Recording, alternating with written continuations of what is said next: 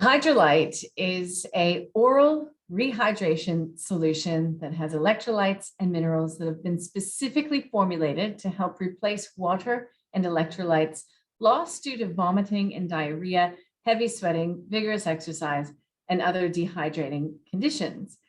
If you'd like to submit a Q&A, please do so. You can do it at the bottom of your screen, as we've all become very accustomed to over the past year and a half.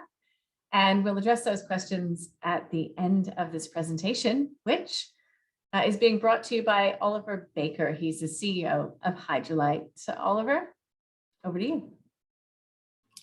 Great, thank you for the introduction. Thank you everyone for joining. I've got a few slides here to run you through our business at the moment. So I'm just going to launch straight into it, given I can't really see anyone, but I will leave some time at the end for questions. I think they're going to be facilitated through the team. And then if you need any follow-up from me, I'm always here to answer any questions afterwards. This is obviously a page of standard disclaimers. So it's my name's Oliver Baker. I'm the CEO of Hydrolyte. I've been with Hydrolyte since 2018. Before that, I was with Swiss Wellness for a big chunk of my career. I was there during the sale when Swiss Wellness sold to Biostime, now H&H Group, for 1.7 billion US. I was part of the team that was working on Swiss North America, and that's what got me back in the US. And I've really been here ever since. I'm based in San Diego with my family, and that's where the head office of Hydrolyte International is. So just to be super clear, we're talking about the North American business of Hydrolyte here, distinct from what's happening in Australia. So just a quick backstory on what Hydrolyte is.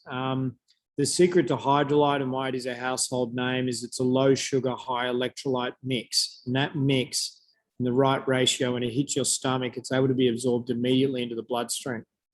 And that's why doctors, medical professionals, and other professionals recommend or use Hydrolyte in what we would call mild to moderate dehydration conditions.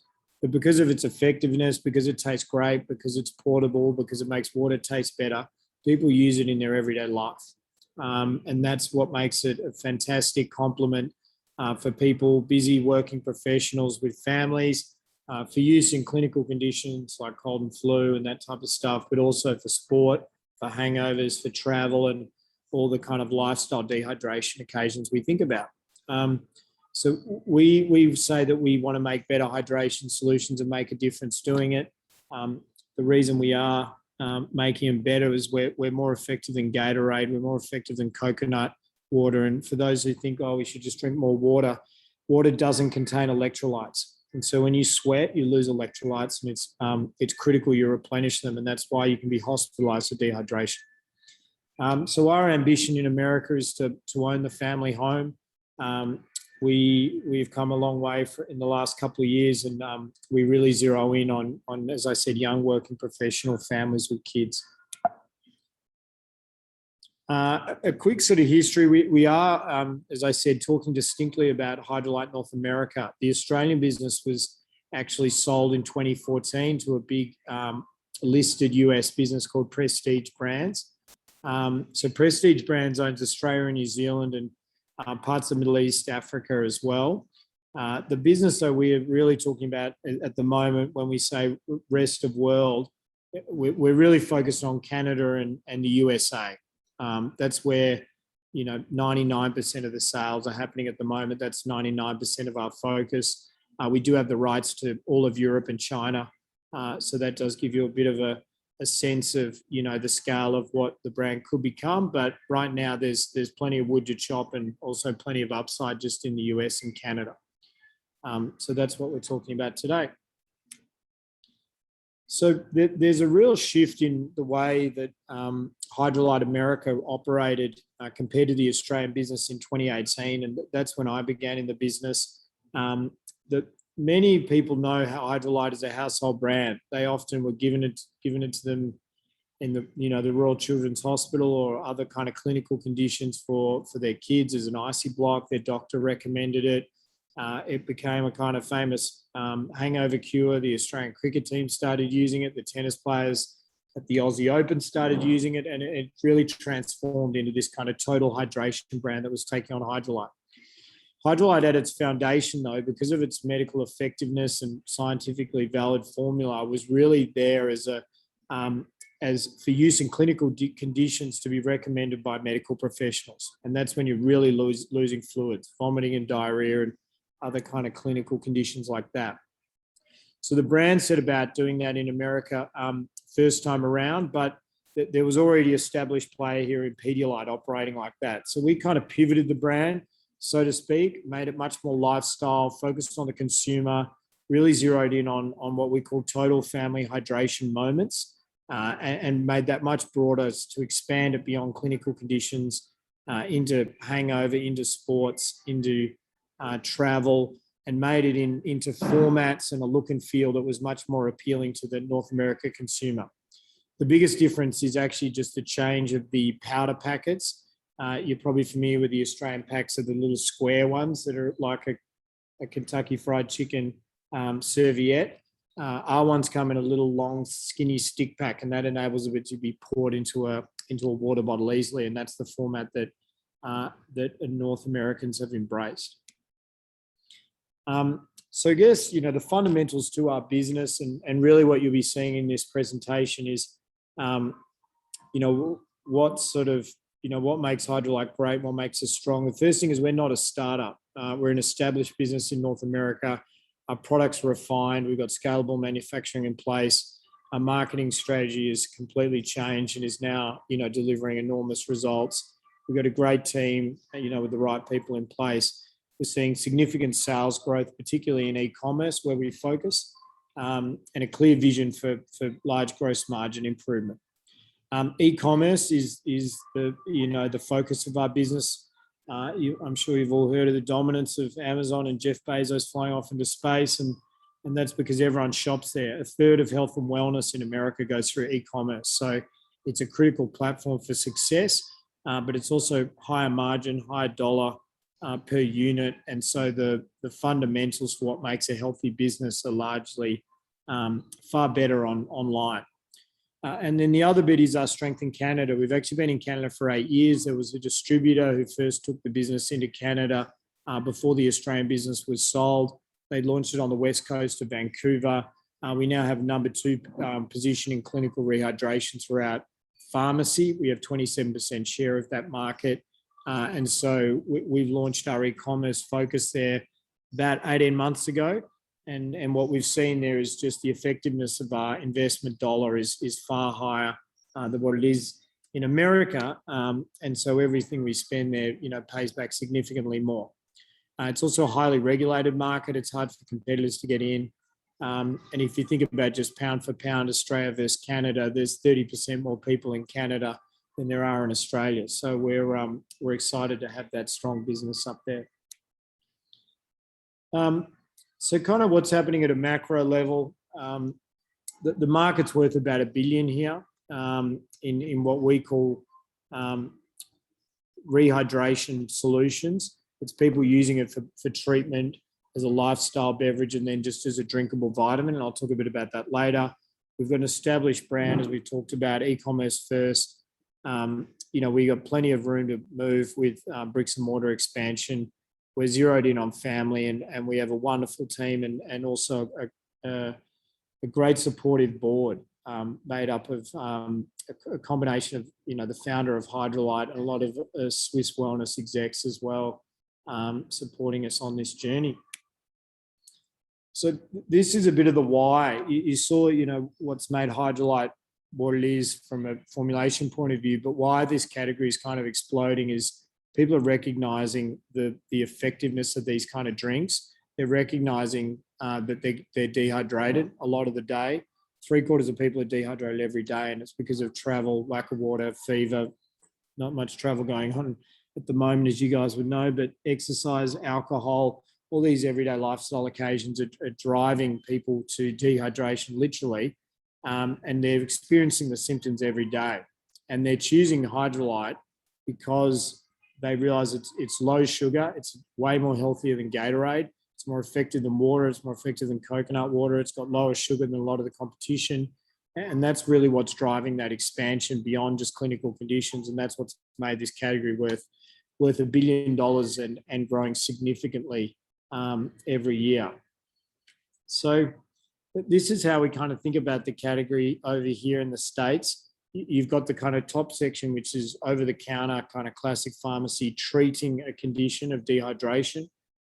You've got health and wellness and thinking about it as like a drinkable vitamin or a kind of get up and go in the morning.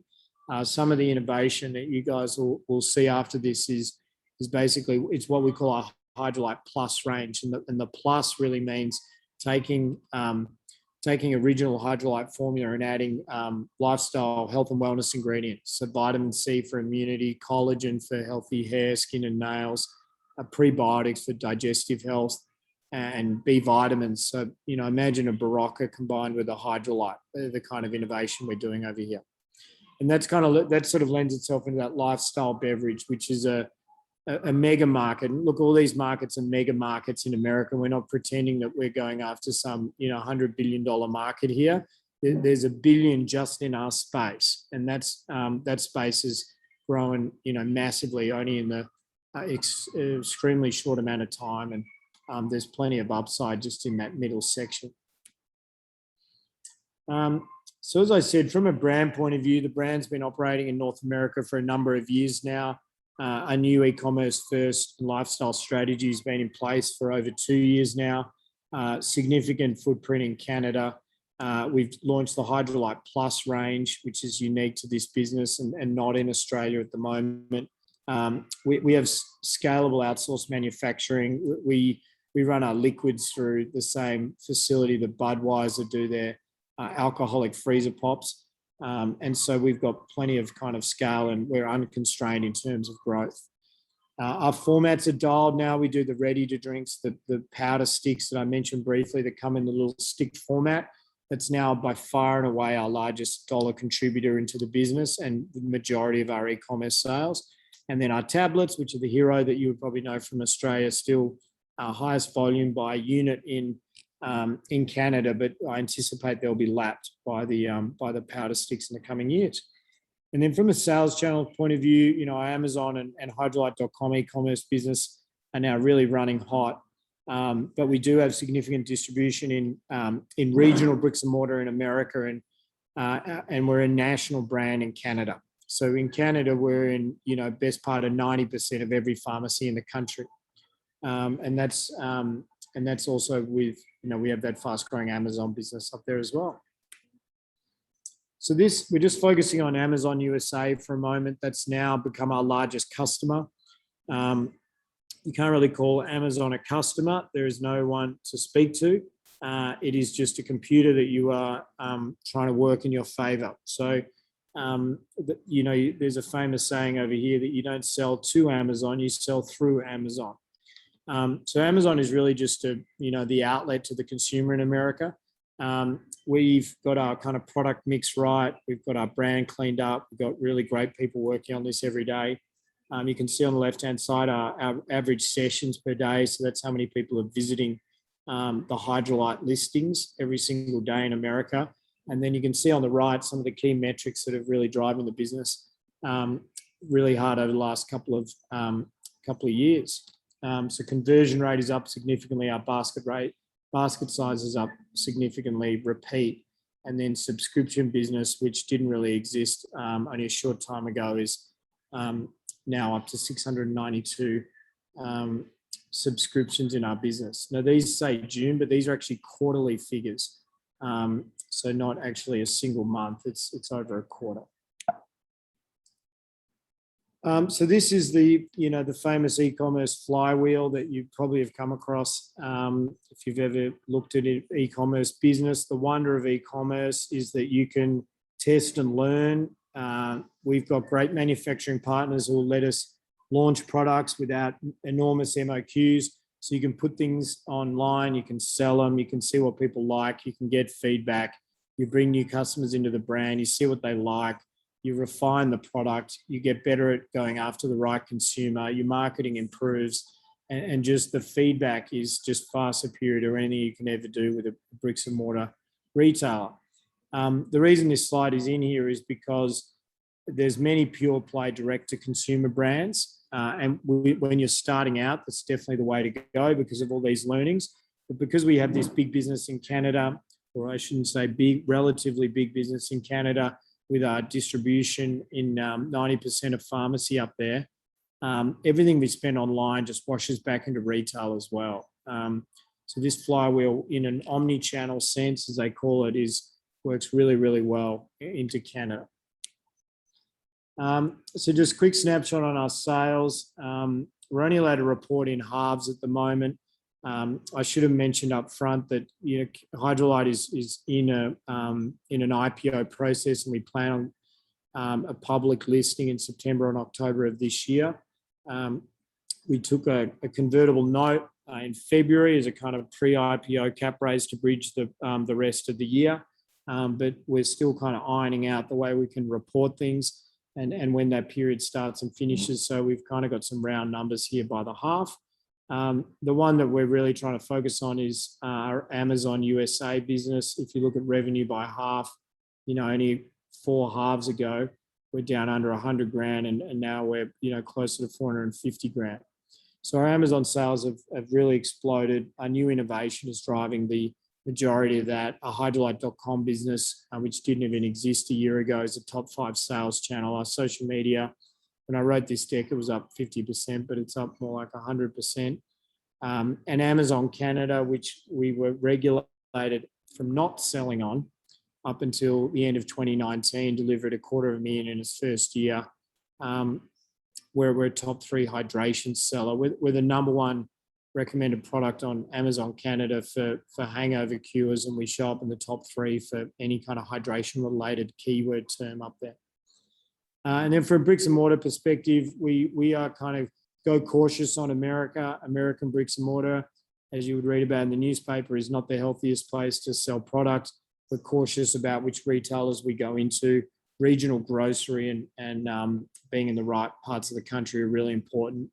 But in Canada, Canada is much more like Australia, healthy bricks and mortar business, and that's still the majority of our sales up there, and significant growth happening in Canada.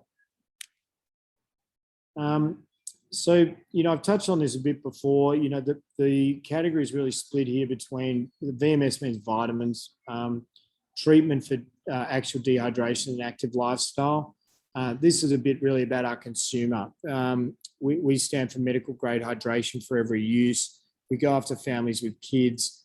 We zero in on the mom as the primary household buyer who's buying for the family and for kids, and looking at a range of everyday needs. So this is kind of how our innovation hits those kind of 3 pillars that I touched on.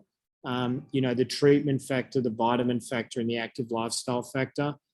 We launched these 4 products in the outside of the circles in the last only 6 months. Immunity launched first. Immunity last year represented half of our e-commerce sales. In America, you could imagine in COVID, a rehydration product with really, really strong immunity booster was a hit from the get-go. And this still remains a strong product, even as we go into North American summer and effectively come out of COVID up here. But we expect that to really bounce back again in the winter months as we go into cough cold season.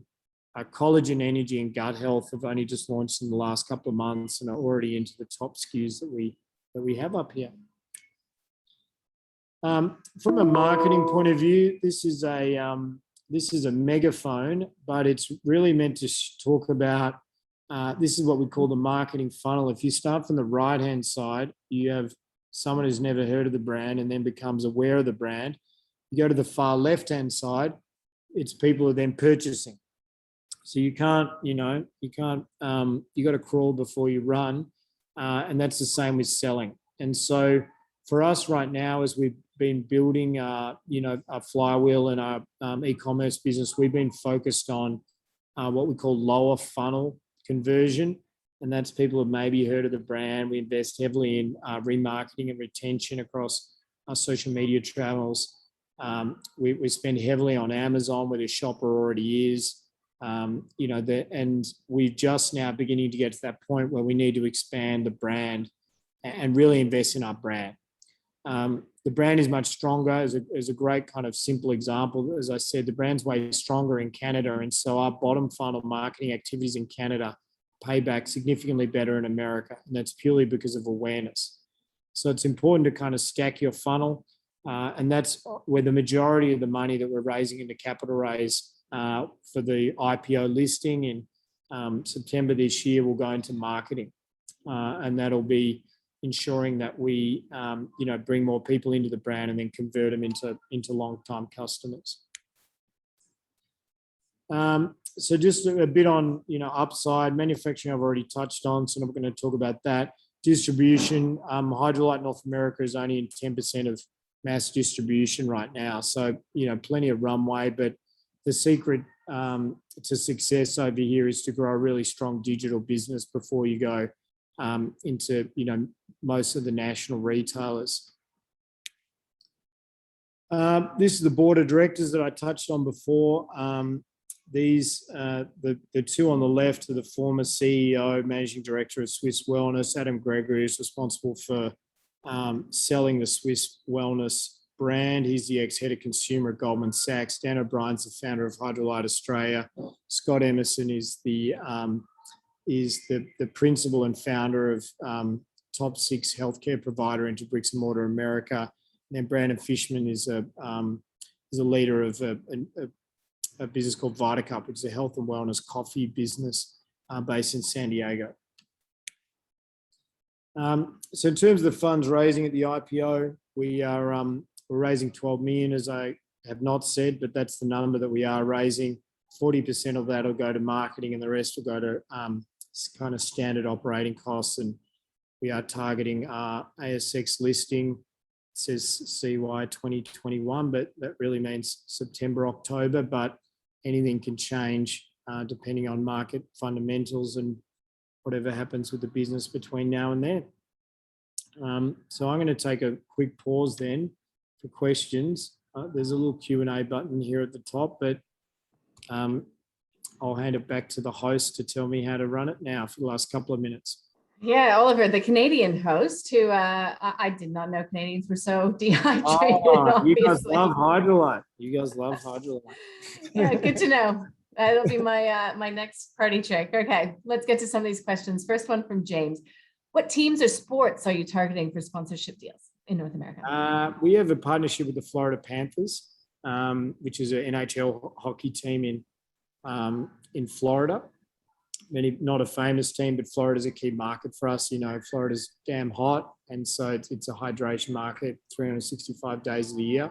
So we do partnerships with Florida, not just because we can sponsor the team and hand out a Hydrolyte at their games. We use the professional endorsement of their conditioning coach. So they actually purchase Hydrolyte from us. We sell to a bunch of college teams as well across the country, University of Georgia football, University of Florida football, a lot of football teams in the South where it's hot. The territories that Hydrolyte US has exclusivity on, is this perpetual in nature? This is for Shao, or do you pay an ongoing royalty to Prestige brands? No, royalty free in perpetuity. I would need the lawyers to talk about any finer details, but there's no kind of we have full rights to it. It's a licensed deal, but it's effectively our own territory, the way it's operated. Okay. What's the difference for when in the Australian owner and North American company in terms of marketing rights and all IP development?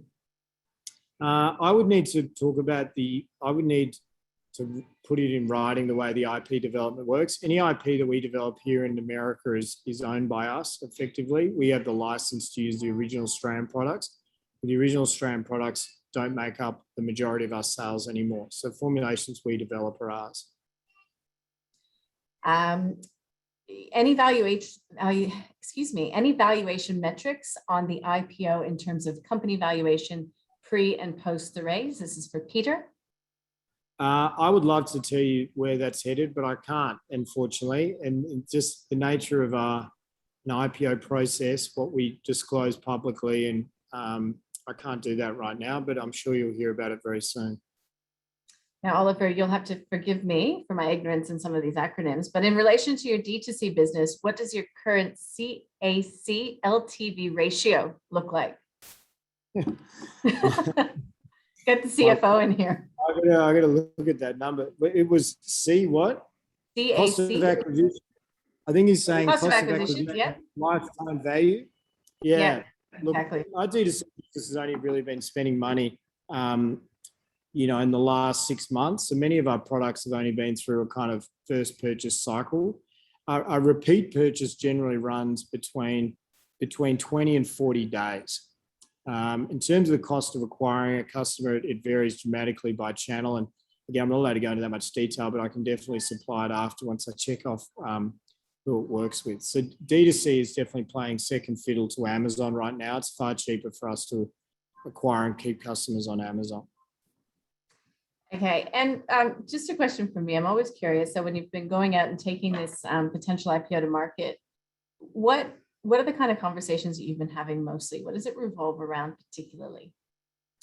Good question. Right now, it is because the business has undergone a bit of a transformation of kind of emerging from a bricks and mortar pharmacy brand to a digital focused consumer brand.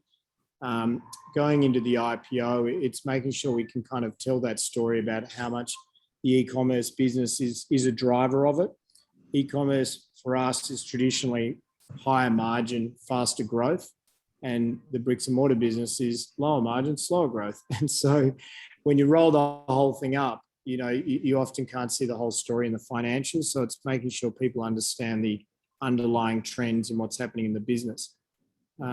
Of course, that's easier said than done when we're under the kind of, the disclosure requirements with the IPO, but that's what we're trying to get over the line. And in terms of sales and marketing, I mean, that is just got to be massive in terms of spend. How crucial is it as well to get the right sort of branding opportunities, the right marketing behind you? Yeah, definitely. You got to remember that we're in a big place in the USA, big brands with deep pockets. It's a bit of an arms race, so to speak, in terms of spend. If you think about, in the last couple of years at Swiss, we were spending, many millions on marketing a year, and to be a brand of impact, that's the bare minimum to do anything here. It's pay to play on Amazon. There's many brands in America at the moment, and we need to, spend at the level of a top brand in order to continue to grow like that. So it feels like a lot, but I can assure you, divide it by 2 countries and then spread it across America, that's not a lot of money. But the benefit of America is the upside is huge. Yeah. All right, Oliver, those are all the questions that have come in. One more. Dan, you've just made the cut. How do you see yourselves positioned versus the likes of Hydrant? So talk to us about the competitive marketplace. Yeah, so there's kind of 2 real sides to the market. You've got Pedialyte, which is a traditional kind of incumbent coming out of pharmacy, which is very dominated on liquids and a clinical kind of point of view. And then you have all the new brands, which are Liquid IV, Noon, and Hydrant, which are much more focused on, one, they're focused on millennials, and 2, they're focused on predominantly kind of sport and outdoor activity. So we still kind of keep that clinical base, which, saying you can give it to your kids, say you can take it for pregnancy, say it's, suitable for breastfeeding mums, whatever it might be. So we still kind of keep that trusted backbone of being a doctor-approved brand, but then expanding it into those lifestyle occasions across travel, alcohol, everyday exercise, but not kind of hardcore weekend warriors. So that's the way that we position ourselves differently in the market, and there's plenty of white space out there, thankfully, for many brands. And what's great is that only really Pedialyte and Noon exist in Canada as well. So we've got far less competition there than we do in America. All right, Oliver, thank you so much for that presentation from Hydrolyte. We'll be tracking your progress on way to IPO here in Australia. Thanks for joining the NRW Communications Investor Conference. Thanks for having me, everyone.